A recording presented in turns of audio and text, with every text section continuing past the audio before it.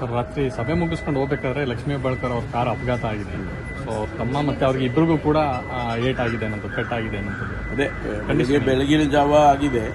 ಅದು ಒಂದು lorry avoid ಮಾಡೋದಕ್ಕೆ ಹೋಗಿ ಮರಕ್ಕೆ ಹೊಡೆದಿದ್ದಾರೆ.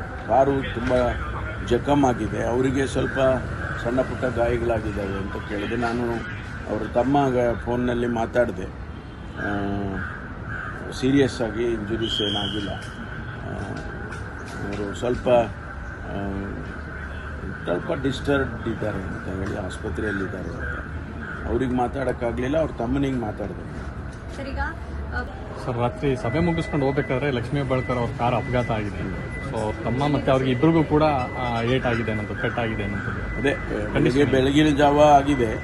ಅದು ಒಂದು ಲಾರಿ ಅವಾಯ್ಡ್ ಮಾಡೋದಕ್ಕೆ ಹೋಗಿ ಮರಕ್ಕೆ ಹೊಡೆದಿದ್ದಾರೆ. ಕಾರು ತುಂಬ ಜಖಮ್ ಆಗಿದೆ. ಅವರಿಗೆ ಸ್ವಲ್ಪ ಸಣ್ಣ ಪುಟ್ಟ ಗಾಯಗಳಾಗಿದ್ದಾವೆ ಅಂತ ಕೇಳಿದೆ. ನಾನು ಅವ್ರ ತಮ್ಮ ಫೋನ್ನಲ್ಲಿ ಮಾತಾಡಿದೆ. ಸೀರಿಯಸ್ ಆಗಿ ಇಂಜುರೀಸ್ ಏನಾಗಿಲ್ಲ. ಅವರು ಸ್ವಲ್ಪ ಡಿಸ್ಟರ್ಬ್ಡ್ ಇದ್ದಾರೆ ಅಂತ ಹೇಳಿ ಆಸ್ಪತ್ರೆಯಲ್ಲಿದ್ದಾರೆ ಅಂತ. ಅವ್ರಿಗೆ ಮಾತಾಡೋಕ್ಕಾಗಲಿಲ್ಲ. ಅವ್ರ ತಮ್ಮನಿಗೆ ಮಾತಾಡಿದೆ. ಸರ್ ರಾತ್ರಿ ಸಭೆ ಮುಗಿಸ್ಕೊಂಡು ಹೋಗ್ಬೇಕಾದ್ರೆ ಲಕ್ಷ್ಮೀ ಹೆಬ್ಬಾಳ್ಕರ್ ಅವ್ರ ಕಾರ್ ಅಪಘಾತ ಆಗಿದೆ. ಸೊ ತಮ್ಮ ಮತ್ತೆ ಅವ್ರಿಗೆ ಇಬ್ಬರಿಗೂ ಕೂಡ ಏಟ್ ಆಗಿದೆ ಅನ್ನೋದು, ಪೆಟ್ಟಾಗಿದೆ ಅನ್ನೋದು. ಅದೇ ಬೆಳಗಿನ ಜಾವ ಆಗಿದೆ.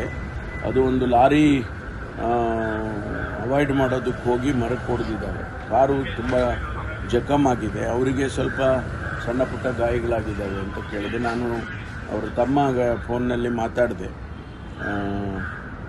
ಸೀರಿಯಸ್ ಆಗಿ ಇಂಜುರೀಸ್ ಏನಾಗಿಲ್ಲ. ಅವರು ಸ್ವಲ್ಪ ಡಿಸ್ಟರ್ಬ್ಡ್ ಇದ್ದಾರೆ ಅಂತ ಹೇಳಿ ಆಸ್ಪತ್ರೆಯಲ್ಲಿದ್ದಾರೆ ಅಂತ. ಅವ್ರಿಗೆ ಮಾತಾಡೋಕ್ಕಾಗಲಿಲ್ಲ. ಅವ್ರ ತಮ್ಮನಿಗೆ ಮಾತಾಡಿದೆ.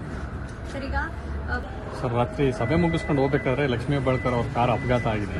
ಸೊ ತಮ್ಮ ಮತ್ತೆ ಅವ್ರಿಗೆ ಇಬ್ಬರಿಗೂ ಕೂಡ ಏಟ್ ಆಗಿದೆ ಅನ್ನೋದು, ಪೆಟ್ಟಾಗಿದೆ ಅನ್ನೋದು. ಅದೇ ಬೆಳಗಿನ ಜಾವ ಆಗಿದೆ.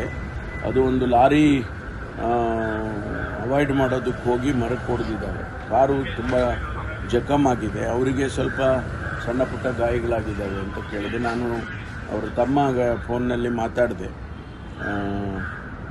ಸೀರಿಯಸ್ ಆಗಿ ಇಂಜುರೀಸ್ ಏನಾಗಿಲ್ಲ. ಅವರು ಸ್ವಲ್ಪ ಡಿಸ್ಟರ್ಬ್ಡ್ ಇದ್ದಾರೆ ಅಂತ ಹೇಳಿ ಆಸ್ಪತ್ರೆಯಲ್ಲಿದ್ದಾರೆ ಅಂತ. ಅವ್ರಿಗೆ ಮಾತಾಡೋಕ್ಕಾಗಲಿಲ್ಲ. ಅವ್ರ ತಮ್ಮನಿಗೆ ಮಾತಾಡಿದೆ.